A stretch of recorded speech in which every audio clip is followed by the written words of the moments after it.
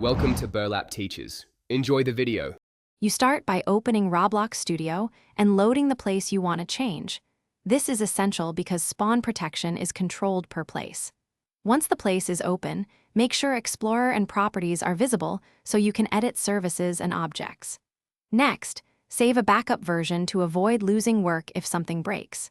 Now locate the server script service and workspace. This is where you'll add or modify scripts to override spawn behavior. Don't skip the backup step. You now insert a script into server script service named Disable Spawn Protection so the server enforces the change. Then implement character added to detect new characters and immediately remove or override any default invulnerability flags. Alternatively, set humanoid, set state enabled, or adjust collision/transparency as needed. Make sure you run timing code so it fires right after character load. Otherwise, default spawn scripts may reapply protection.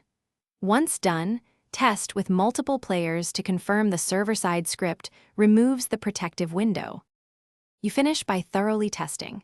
Join with 2 or more clients and verify that new characters are vulnerable immediately.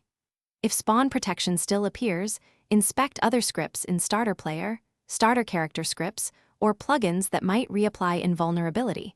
Disable them one at a time to isolate the conflict. Make sure your server script runs before or overrides those scripts by controlling execution order or using module scripts.